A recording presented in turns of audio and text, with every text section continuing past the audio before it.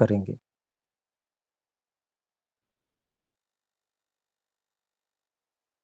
तो आज हम सूत्रों का आरंभ करेंगे। योग दर्शन के समाधिपाद के प्रथम सूत्र से हम आरंभ करेंगे। इससे पहले मैं आपसे यह बताना चाहता हूं कि हमको इस उद्देश्य से पढ़ना है कि हम पढ़ा सकें, और दूसरा आप सब पे ये नियम है कि जो योग के 195 मूल सूत्र हैं उनको आप प्रतिदिन एक बार अवश्य बोलेंगे। तो आप अवश्य, क्योंकि उसको बोलेंगे तो धीरे धीरे वो सूत्र जो हैं वो ध्यान में आने लगेंगे। एक शब्द बोलते ही बाकी का सूत्र भी ध्यान में आ जाएगा। तो ये आप कार्य करेंगे तो इससे बहुत लाभ होने वाला है। दूसरा कार्य, जो सूत्र भूमिका के से भी आरंभ में मैंने आपसे कहे थे, उन सूत्रों को बीच बीच में स्वाध्याय करते रहें। यदि संभव हो तो प्रतिदिन कर लें, थोड़ा सा उसको देख लें, और जो पाठ हम पढ़ें उसके एक एक शब्द का क्या अभिप्राय है वो आप सबको पता होना चाहिए। जो बताया जाए वो पता होना चाहिए, जिससे कि जब आप सब पढ़ाएंगे तो आपको बहुत सरलता होगी। तो ये कार्य करने हैं, ये उद्देश्य लेके जब पढ़ेंगे कि हमको पढ़ाना है, तो उससे योग्यता का निर्माण होगा, योग दर्शन पे काफी अधिकार हो सकेगा, और उसी स्तर की फिर शंकाएं भी आपकी आ सकती हैं। तो ये कुछ बातें अपने लोग ध्यान में रखेंगे, साथ में प्रयोग भी करते चलेंगे। अभिप्राय क्या है, खाली शब्दार्थ संबंध को जान लिया इतना मात्र प्रयोजन नहीं है। इसमें जो बातें बताई गई हैं उनका प्रयोग करके भी देखना, उसके लिए ध्यानावस्थित होकर प्रयास करना, उसमें हमें क्या सफलता मिली, क्या नहीं मिली, कहाँ बाधा आई, उसके विषय में भी हम अपनी बात रख सकते हैं। तो उसके लिए सुविधा यही है कि अपनी अलग से भी आप मुझे व्हाट्सएप मैसेज भेज देंगे, तो जो भी संभव होगा उसमें यथासंभव मार्गदर्शन करने का प्रयास करूंगा। क्योंकि जो श्रवण मनन निधिध्यासन और साक्षात्कार, ये जो प्रक्रिया है आध्यात्मिक ज्ञान विज्ञान प्राप्त करने की, इसको जब हम करते हैं, इसको पूरी तरह से अपने ऊपर लागू करते हैं, तो उससे ही विशेष उन्नति होती है। शब्दार्थ संबंध जानना आवश्यक है, लेकिन प्रयोग करने से अनुभव बढ़ते हैं और योग्यता में विशेषता आती है। एक व्यक्ति जो खाली शब्दार्थ संबंध को जानता है, वो उतनी अच्छी व्याख्या शायद न कर पाए, लेकिन जिसने प्रयोग किया है उसके विषय में, उसने कुछ किया है, प्रयोग प्रायोगिक रूप में उसको किया है, तो वो व्यक्ति उसके शंका समाधान भी अच्छा कर पाएगा, अधिक अनुभव उसको होगा। तो यही अपने लोगों को करना है। विद्या पढ़ने का प्रयोजन पूर्ण हो, इसके लिए अपने लोग प्रयास करेंगे। तो अब हम आरंभ करते हैं। जी। प्रथमः समाधिपादः प्रारभ्यते। पहला सूत्र है अथ योगानुशासनम। तो अथ योग अनुशासनम, ये हमने अलग अलग कर लिया। योग अनुशासनम दोनों समस्त पद हैं। इसका अभिप्राय हुआ। अब योग शास्त्र आरंभ करते हैं, अर्थात उसके विषय में संपूर्णता से पूरी बात बताएंगे। अनुशासन का मतलब यही होता है, एक विषय को प्रारंभ करके अंत तक उसको पूरी तरह से अच्छी तरह से बताना। तो आइए, इसमें भाष्य महर्षि व्यास जी ने किया है, उसमें एक-एक शब्द को उन्होंने खोला है, बताया है, उस पे हम चलते हैं। अथ, इसको खोला है महर्षि व्यास जी ने, अथेत्ययमधिकारार्थः, इसको खोलेंगे, अथ इति अयम अधिकार अर्थः। अथ जो यह, इति यह, अयम यह, अधिकार अर्थ, अधिकार के लिए प्रयोग किया गया है।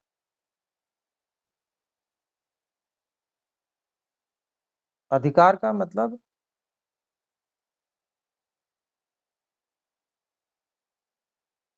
किसी विषय को पूरी तरह से प्रस्तुत करना,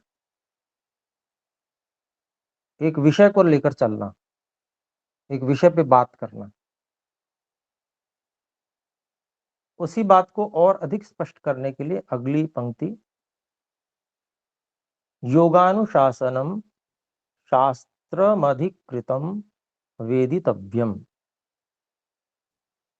योग अनुशासनम, योगानुशासनम, योगस्य अनुशासनम, योगानुशासनम, शास्त्रम अधिकृतम वेदितव्यम।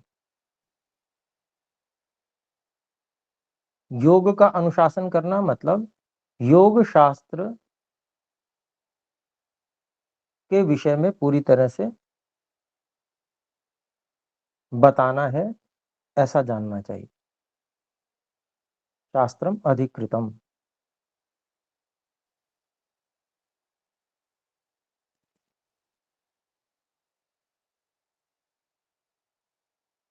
शास्त्र को आरंभ करना।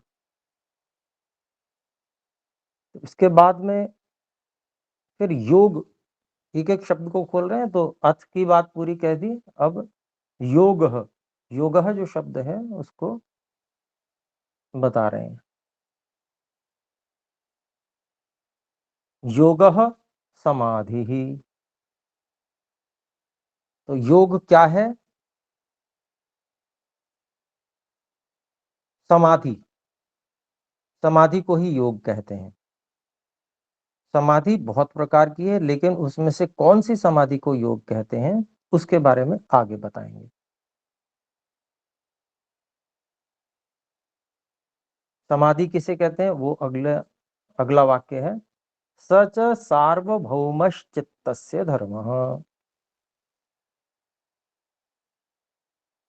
स, वह, समाधि के बारे में कह रहे हैं, च, और वह, सार्वभौमः चित्तस्य धर्मः, चित्त का धर्म है सार्वभौम, सभी अवस्थाओं में, चित्त की जितनी भी अवस्थाएं हैं उन सभी अवस्थाओं में चित्त का धर्म क्या है? समाधि है। तो हम, अब मैं अब आपसे प्रश्न करूं, क्या हम इस समय समाधि में हैं? तो उत्तर आएगा हाँ जी हैं।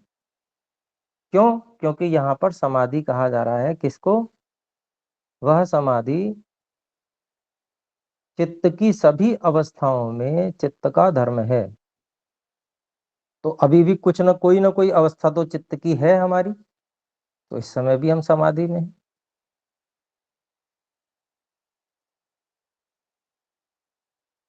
चित्त की कितनी अवस्थाएं होती हैं वो अगले वाक्य में स्पष्ट कर रहे हैं। अभी ये बात जो मैंने कही वो बहुत विस्तृत शब्द, जो समाधि है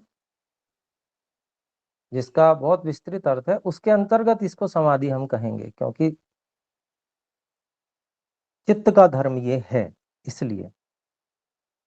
लेकिन और आगे योग,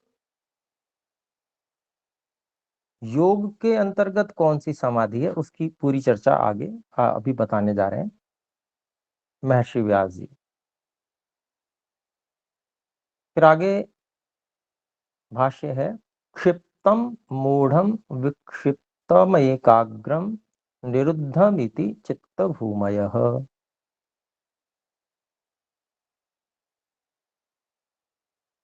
तो चित्त की कितनी अवस्थाएं हैं, कितनी भूमियां हैं, उनके बारे में यहाँ पर बताया। कौन कौन सी?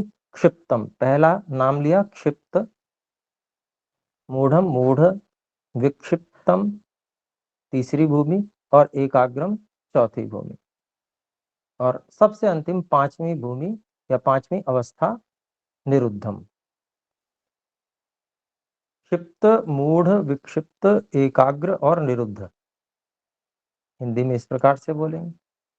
तो ये 5 चित्त की अवस्थाएं यहाँ पर महर्षि व्यास जी ने बताई।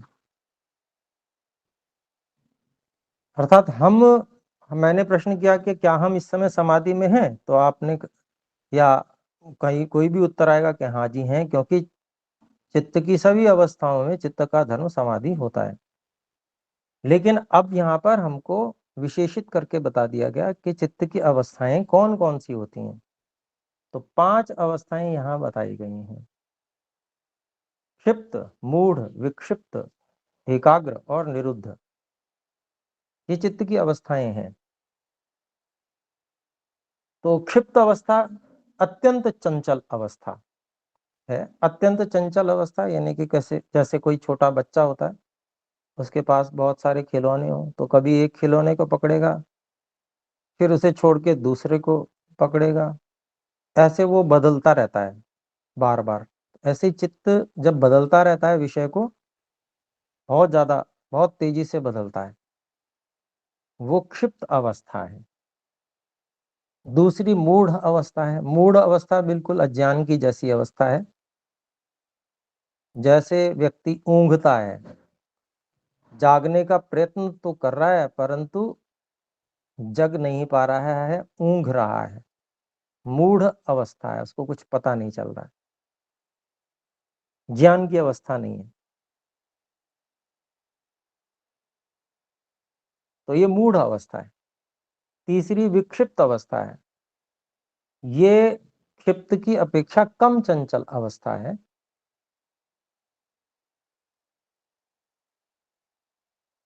यह भी चंचल, एकाग्रता के नहीं है, लेकिन थोड़े समय चित्त को टिका लेते हैं। जैसे हम अभी पढ़ रहे हैं, तो काफी कुछ हमने मन को टिकाया हुआ है। पूर्ण एकाग्र अवस्था में कौन हो सकते हैं अभी हम नहीं जान सकते, वो स्वयं अपने ऊपर देखने के ऊपर निर्भर है। तो विक्षिप्त के बाद में चौथी अवस्था एकाग्र।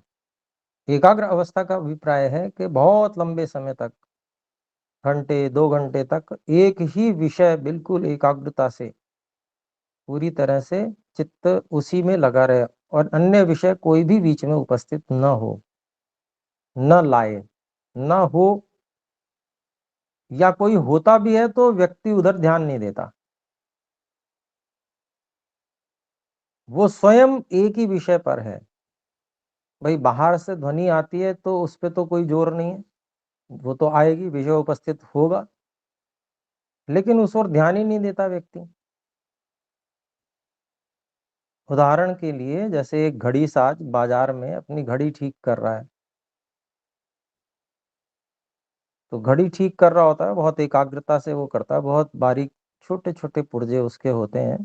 पहले जो होती थी, आजकल तो इलेक्ट्रॉनिक आ गई, लेकिन पहले घड़ियां उस तरह की होती थी, बहुत बारीक, बहुत सूक्ष्म सूक्ष्म पुर्जे होते थे उसके। तो बहुत एकाग्रता से, बहुत सावधानी से उसको वो करता है। सामने से एक बारात गुजर गई, बारात में ढोल नगाड़े सब कुछ था, बाजे भयंकर आवाज वाले। तो वो चली गई, तो एक व्यक्ति पूछता हुआ उधर से आया कि भैया कोई यहाँ से बारात गई है। घड़ी वाले को भी यूं पकड़ के हिलाया, बोले भाई यहाँ से कोई बारात गई थी क्या? तो वो कहता भैया मुझे पता नहीं, मैं तो अपने काम में लगा था। तो अभिप्राय ये एकाग्रता की अवस्था, ये उदाहरण छोटा सा है कि व्यक्ति एकाग्र होकर जब कोई कार्य करता है तो उसको चाहे ढोल नगाड़े भी बज जाएं तो उसको उधर ध्यान नहीं दे पाता, तो पता नहीं चलता। तो ये एकाग्र अवस्था का एक छोटा उदाहरण दिया। फिर उसके बाद में निरुद्ध अवस्था है। निरुद्ध अवस्था में लौकिक सांसारिक विषय कोई भी नहीं रहता, सबसे व्यक्ति विरक्त हो जाता है। तो निरुद्ध अवस्था होती है। तो एक इस अवस्था में केवल ईश्वर साक्षात्कार हुआ करता है। तो ये 5 अवस्थाएं हैं चित्त की। अब इनमें से किस किस अवस्था में जो समाधि हो रही है, समाधि तो सभी में है, क्योंकि ये पहले कह दिया महर्षि व्यास जी ने, सच सार्वभौमश्च चित्तस्य धर्मः। वो समाधि क्या है, वो सभी अवस्थाओं में चित्त का धर्म है समाधि। लेकिन योग के अंतर्गत कौन सी समाधि आएगी, तो उसके बारे में अब बताएंगे। तो मैं आगे की पंक्ति पढ़ रहा हूं। तत्र विक्षिप्त विक्षिप्त विक्षिप्ते चेतसी, तत्र विक्षिप्ते चेतसी विक्षेपोपसर्जनी भूतः समाधिः न योग पक्षे वर्तते।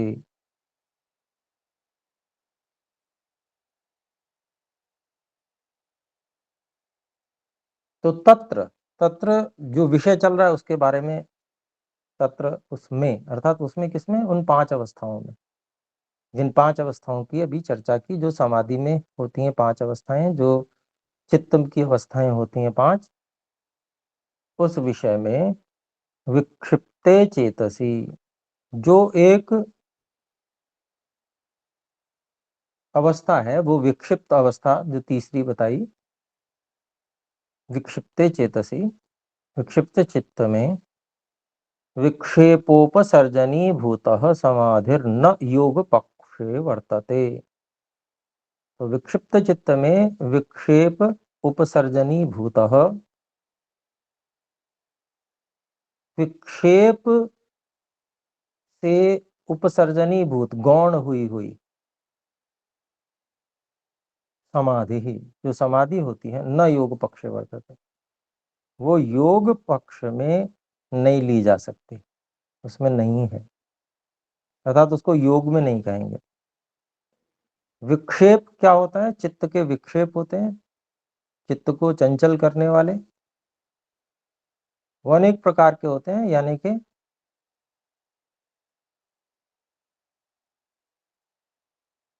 चित्त की चंचलता, चित्त के अनेक विषयों में जाने की गति। चित्त के जाने की गति तो अपनी हमारी इच्छा के अनुसार होती है, यानी कि हमारी इच्छा ही एक विषय पे दृढ़ नहीं होती, हमें बहुत सारी चीजों का आकर्षण होता है। उस कारण से निर्णय दृढ़ नहीं होता कि हमको इसी विषय को केवल जानना है। तो और भी बहुत सारी चीजें महत्वपूर्ण लगती हैं, इस कारण से हम मन को बार बार इधर उधर भेजते हैं। तो ऐसा जो विक्षिप्त अवस्था है, इस विक्षिप्त अवस्था वाले चित्त में बाधाओं से, विक्षेप मतलब बाधा, गौण हुई हुई मतलब समाधि तो हो रही है लेकिन वो गौण है, एक विषय पर टिकी हुई नहीं है, इसलिए उसको समाधि है, चित्त की अवस्था। तो इस प्रकार की जो चित्त की अवस्था है वो, या समाधि है, वो योग पक्ष में नहीं मानी जाती। तो जब विक्षिप्त चित्त में नहीं मानी जाती, तो बाकी जो अवस्थाएं हैं मूढ़ और क्षिप्त, वो तो और भी अधिक बेकार अवस्थाएं हैं। एक तो बिल्कुल अज्ञान जैसी अवस्था है, और एक और भी ज्यादा चंचल अवस्था है, तो उसमें भी समाधि नहीं मानी जाएगी। ऐसा हम लोगों को वैसे ही समझ लेना चाहिए। तो यहाँ पर हम ने योग के विषय में बताया महर्षि व्यास जी ने। अब योग में भी और क्या विभाग है, उसको और स्पष्ट कर रहे हैं। तो अगला वाक्य है यस्त्वेकाग्रे चेतसि सद्भूतम अर्थम प्रद्योतयति। थोड़ा थोड़ा लेते हैं, एक क्रिया जहां पर हो आ रही है, प्रद्योतयति क्रिया है, तो वहां तक हम अर्थ कर लेंगे, फिर आगे कर लेंगे। तो यस यह तु एकाग्रे चेतसि, यह जो समाधि, जो चित्त की अवस्था, एकाग्रे चेतसि अर्थात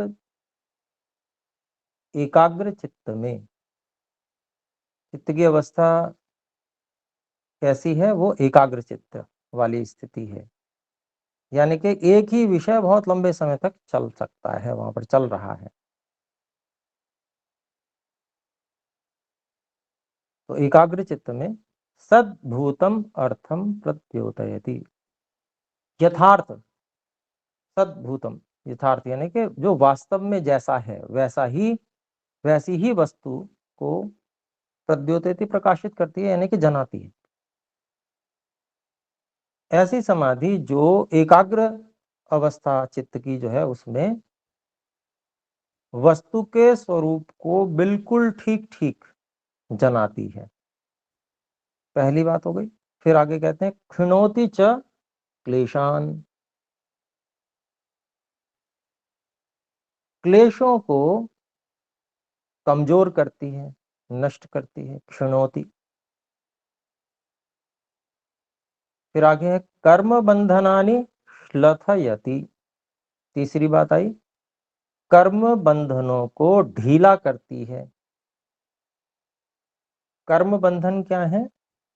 कर्म बंधन जो संस्कार और आकर्षण जुड़ा हुआ होता है, पिछली बार किया कोई कार्य और उसमें आकर्षण जुड़ गया,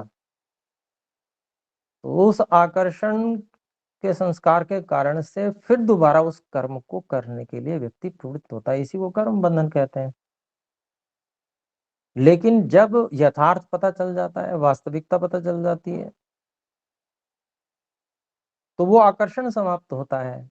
आकर्षण समाप्त होता है तो कर्म बंधन भी ढीला पड़ जाता है, यानी कि जितनी तीव्रता से कर्म करने के लिए पहले व्यक्ति बाधित होता अपने संस्कारों से, अब उतनी तीव्रता नहीं रहेगी, ढीला पड़ गया। अब चाहे तो आसानी से रोक लेगा अपने आप को व्यक्ति। तो ये एकाग्रता वाली समाधि के बारे में बात कर रहे हैं। तीसरी बात कर्म बदन क्षिणोति च क्लेशन, और तीसरी बात हुई कर्म बंधनों को ढीला करती है। ठीक है, फिर है निरोधम, निरोधम अभिमुखम करोति, निरोधम अभिमुखम करोति मतलब निरोध समाधि, अर्थात जो चौथी अवस्था निरुद्ध अवस्था है, उसमें जो समाधि होती है, उस समाधि को अभिमुख सामने लाती है, यानी कि उसके लिए आदमी को तैयार कर देती है, व्यक्ति को तैयार कर देती है, उसकी ओर बढ़ा देती है। जो ये सारी बातें ससंप्रज्ञातो योग इति आख्यायते, वह संप्रज्ञात योग इस नाम से जाना जाता है। तो दो प्रकार के योग हैं भाई, दो अवस्थाओं में समाधि हुई, क्योंकि देखिए विक्षिप्त में तो हुई नहीं थी, मानी नहीं गई थी।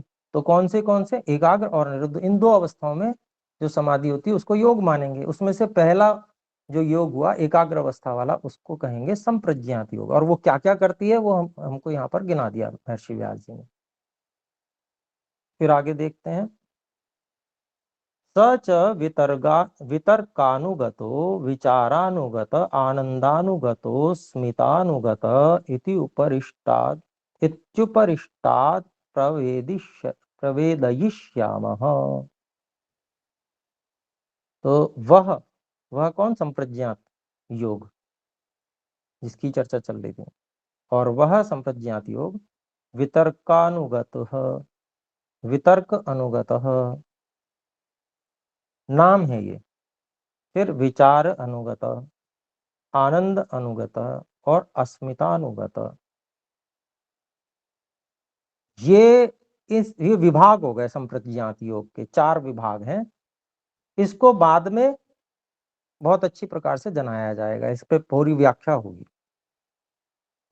इति उपरिष्टात् प्रवेदयिष्यामः, जनाया जाएगा। और सर्ववृत्ति निरोधे त्वसंप्रज्ञातः समाधि, सभी वृत्तियों का निरोध हो जाने पर तो असंप्रज्ञात समाधि होती है। सभी वृत्ति यानी कि सांसारिक जितने भी ज्ञान है, बाहरी जितने भी ज्ञान है, उन सब को रोक देने पर, बाहरी ज्ञान के अंतर्गत संप्रज्ञात योग में जो ज्ञान कर रहे थे वो भी बाहरी ज्ञान ही था, बाहरी वस्तुओं का ही। तो वो सब सारे बाहरी ज्ञान रोक दिए जाते हैं तो असंप्रज्ञात समाधि होती है। तो वो योग का जो ऊंचा वाला भाग है। तो योग क्या है उसके बारे में बहुत कुछ बताया है यहाँ पर, और इसके बारे में पूरी व्याख्या पूरे दर्शन में चलेगी। इसमें से जो चार चीजें हैं, वितर्क अनुगत जो समाधि होती है, इसमें स्थूल चीजें, पृथ्वी जल अग्नि है ना, ये वायु आकाश, ये स्थूल जो इंद्रियों से अनुभव किए जाते हैं विषय बाहरी, ये विषय रहते हैं। इसके बारे में और आगे बताएंगे। विचार समाधि में सूक्ष्म जो इंद्रियां आदि विषय रहते हैं, और आनंद समाधि में अत्यंत सूक्ष्म जो बुद्धि आदि विषय हैं वो रहते हैं। अत्यंत सूक्ष्म है, बिल्कुल जो जीवात्मा के स्तर की सूक्ष्मता लगभग लगभग होती है, तो जीवात्मा उन साधनों का उपयोग कर पाता है। तो वो आनंद अनुगत संप्रज्ञा समाधि में वो साक्षात्कार होता है और वो विषय बनता है। और अस्मिता अनुगत जो संप्रज्ञा समाधि है उसके अंतर्गत आत्म साक्षात्कार होता है। तो मतलब आत्म साक्षात्कार को भी रोक दिया जाएगा, मतलब अपने विषय में भी व्यक्ति बिल्कुल नहीं सोचेगा। तब जब अपने से भी विरक्ति हो जाएगी, मैं हूं क्या चीज, कुछ भी नहीं, अपने विषय में जब पूरी पता चल जाएगा कि मैं क्या चीज हूं, तो व्यक्ति अपने से भी विरक्त हो जाएगा। और फिर तब जाके सभी वृत्तियों का निरोध होने पर जो ईश्वर वाली समाधि, परमात्मा वाली समाधि अत्यंत सूक्ष्म होती है, जो पूरी तरह से निरुद्ध अवस्था जो होती है, तो वो समाधि प्राप्त होती है। तो ये जो संप्रज्ञात और असंप्रज्ञात योग, ये एकाग्र अवस्था और निरुद्ध अवस्था में होते हैं। तो ये एक सूत्र आज हमने पढ़ा, इस पे चिंतन करें, मनन करें, विचार करें, और कोई शंका हो तो हाथ खड़ा कर सकते हैं, उसके विषय में बताया जाएगा। जी, बहन नीलम जी बोले पहले। नीलम जी है ना? हाँ, बहन नीलम जी अनम्यूट कीजिएगा। ये जो आप बुक करा रहे हैं किताब, तो ये मेरे पास एक योग दर्शनम थी, मैं उसमें से देख रही थी, तो वो मुझे मतलब कि पॉइंट्स तो मिल गए। ये जो आप, मेरा एक्चुअली पहला वाला मिस हो गया था, तो मुझे भाष्य, मालूम है। भाष्य नहीं हाँ है जी। आपके पास, संस्कृत भाष्य नहीं है, तो संस्कृत भाष्य आपको मंगाना पड़ेगा। वो आपके ग्रुप में डाला गया, वहां से देख लीजिए। ब्रिजेश जी बोले। नमस्ते आचार्य जी। जी नमस्ते। आचार्य जी, कल मैं इसमें भूमिका में पढ़ रहा था, तो वहां पर स्वामी जी ने एक जो मंत्र है सपर्यगा चुक्रमकायम, तो वहां पर परमात्मा का जो स्तुति करते हुए एक शब्द लिख रखा है शीघ्रकारी। शीघ्रकारी का अर्थ मेरे को समझ नहीं आया वहां पर। शीघ्रकारी का मतलब ये है कि बहुत अधिक तीव्रता से सारे कार्य करते हैं, यानी कि हम जो विचार कर रहे हैं, हम जो चाहते हैं उसको ईश्वर तुरंत जानकर और हमारे साधनों को एक्टिव करते हैं। तो सब कुछ तत्काल कर रहे हैं वो, पूरे संसार जी में जितने भी कार्य हो रहे हैं वो तत्क्षण वो सारे के सारे संपादित कर रहे हैं एक साथ। बहुत बड़ी बात है, हम उसकी चिंतन करें तो कल्पना से परे की बात है, कितनी शीघ्रता से हो रही है। हमारी गाड़ी की स्पीड या रॉकेट की स्पीड कितनी है उस पर देखिएगा, और उसके बाद में देखिएगा पृथ्वी कितने किलोमीटर प्रति सेकंड की गति से चल रही है, पता चलेगा शीघ्रकारी क्या होता है। चलिए अजीत जी बोले। नमस्ते जी।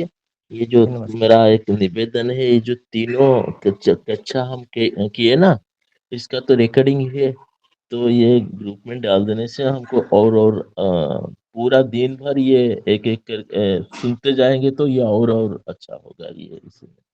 जी जी, इस विषय में वो करेंगे प्रयास। और अभी असल में क्या है कि थोड़ा सा वो व्यस्त भी हैं, कर देंगे वो, हाँ। इसको निश्चित रूप से करेंगे ही करेंगे, डाला धन्यवाद। जाएगा। ठीक है जी। तो अभी समय अधिक हो गया है, आइए मिलकर एक बार ओम का उच्चारण करें।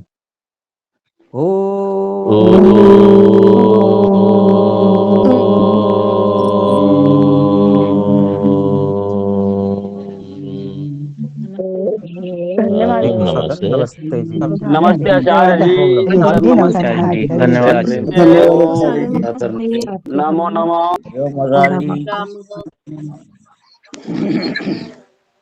नमो।